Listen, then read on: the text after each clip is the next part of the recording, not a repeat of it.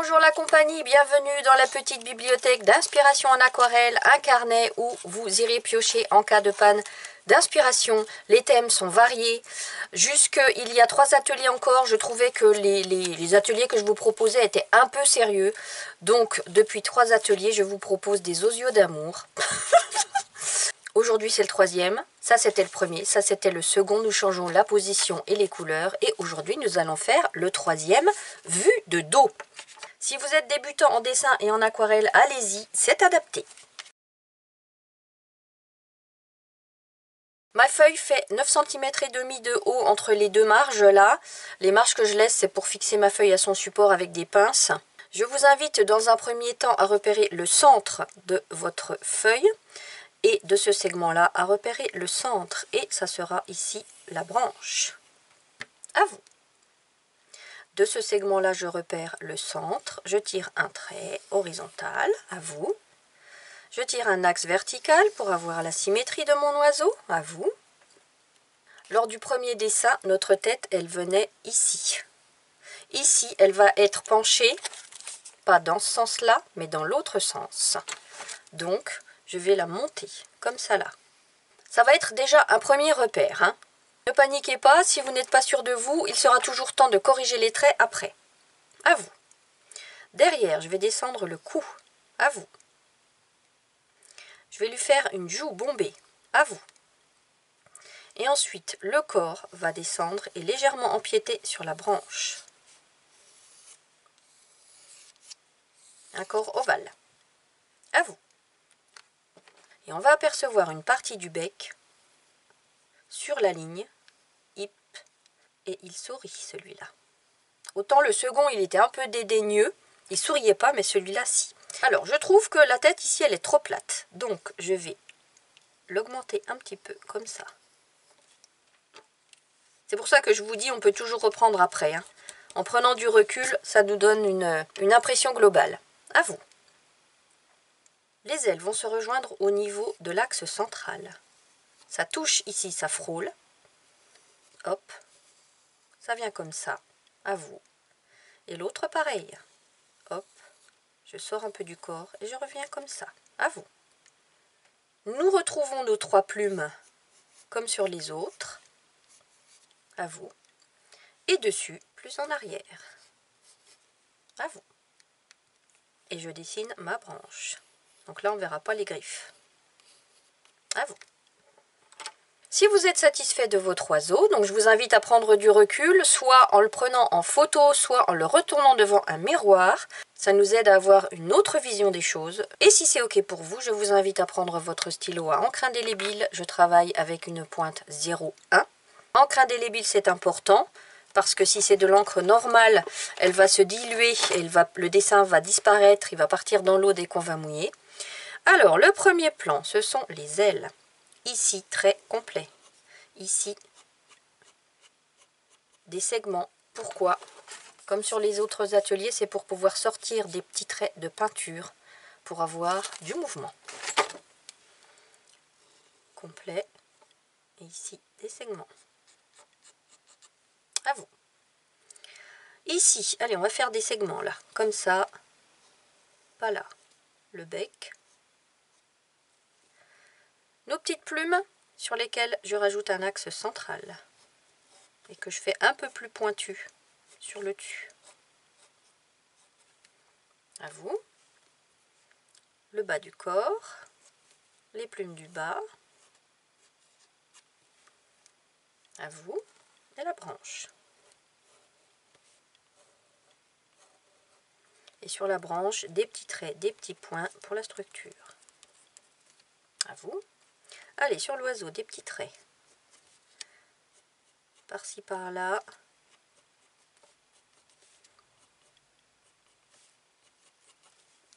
Voilà, à vous. Je gomme tout mon crayonné.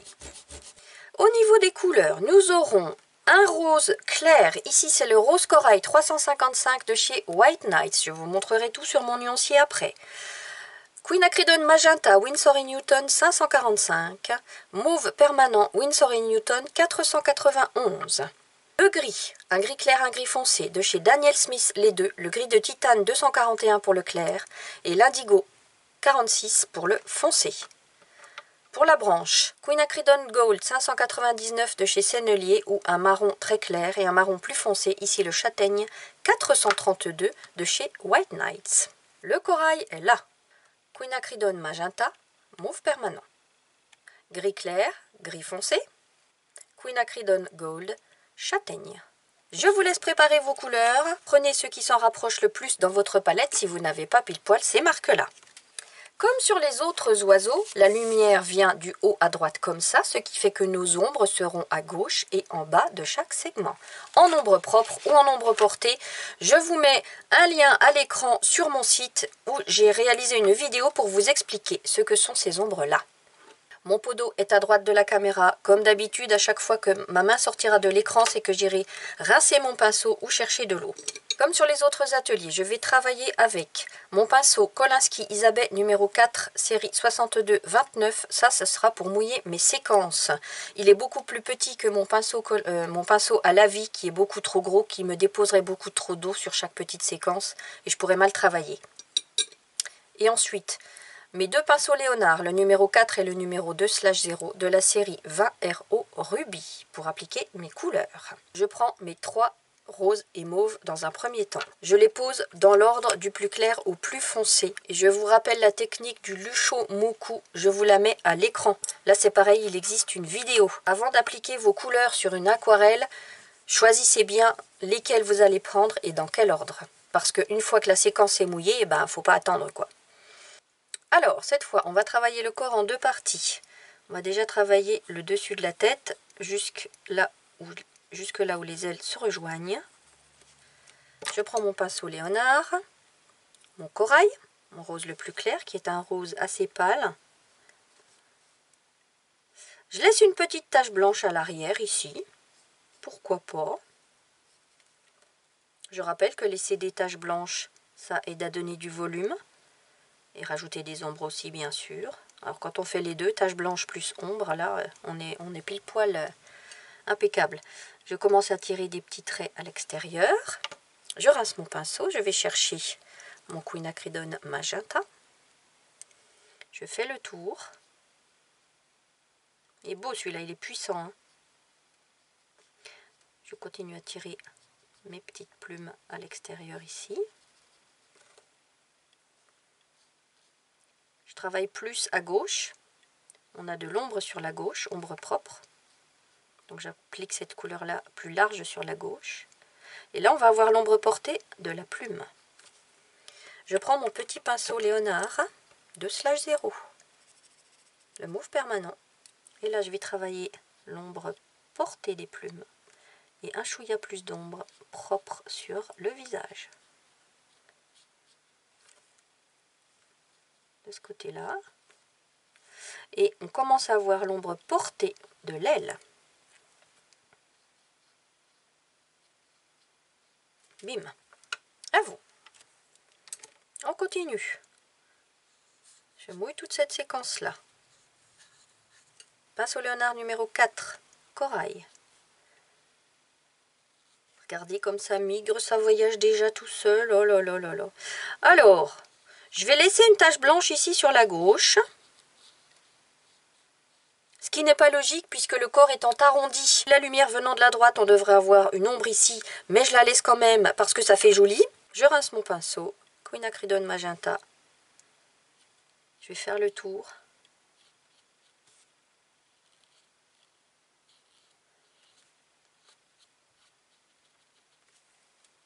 Je prends mon petit pinceau, mauve permanent, et je continue l'ombre portée de l'aile. Et l'ombre propre du corps, qui vient comme ça sur le bas.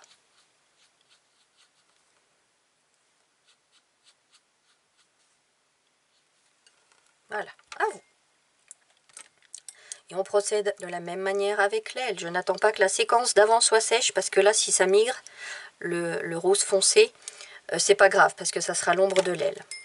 Donc j'ai mouillé avec mon Kolinsky. Je reprends mon Léonard numéro 4. Corail, Là, je vais laisser une belle tache blanche sur la droite de l'aile. Je commence à sortir mes petites plumes. Je rase mon pinceau. Quinacridone magenta sur la gauche. Je ressors mes petites plumes. Un petit chouïa sur la droite. Mauve permanent. Une dernière petite ombre sur la gauche. Bim, à vous. Je mouille l'autre aile. Léonard numéro 4, corail. Alors, est-ce que je laisse une petite tache blanche sur la droite ici? Oh non, allez, cette aile, elle est dans l'ombre. Par contre, vous voyez, là où c'était pas mouillé, il y a deux petites bandes blanches au contour bien délimité. Je les laisse. Là, c'est pareil, c'est le genre de choses qui donne du mouvement. Je rase mon pinceau. Quinacridone. Là, je vais laisser une petite tache rose corail sur la droite. Je commence à sortir mes petites plumes. Hop. Petit pinceau de slash 0, mauve permanent. Et là, je travaille l'ombre à gauche. Une ombre jusqu'à la moitié de l'aile. Hein. Celle-ci, elle est plus dans l'ombre. Le corps est arrondi. L'aile prend plus l'ombre.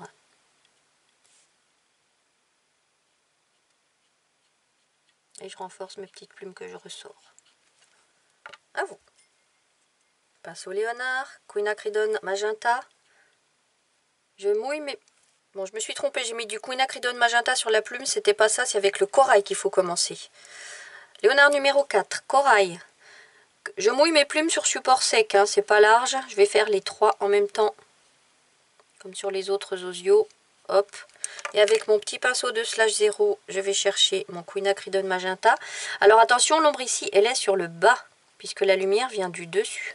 Et ici sur celle-ci, sur la gauche. Ces plumes étant dans la lumière, je ne vais pas jusqu'au mauve permanent pour l'ombre. À vous. Et on fait pareil sur les plumes du bas. Corail.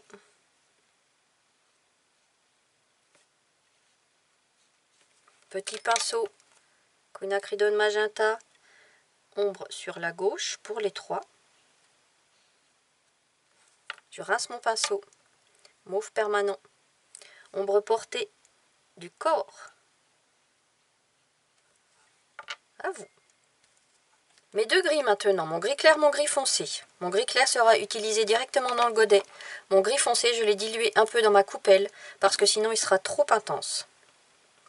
Petit pinceau Léonard 2/0. Je mouille cette surface, même si elle n'est pas grande. Gris clair. Je peins tout. Pas de tache blanche, le bec est dans l'ombre portée de la tête. Gris foncé. Et je vais travailler l'ombre portée de la joue ici qu'on voit de la tête au bord. Et ombre propre en dessous. À vous. Maintenant la branche avec mes deux marrons. Pinceau Léonard numéro 4, quinacridone gold. Je remplis sur support sec. C'est pas large, c'est pas la peine de mouiller.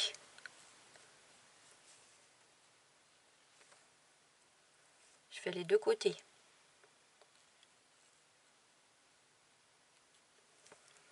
Petit pinceau de slash 0, châtaigne.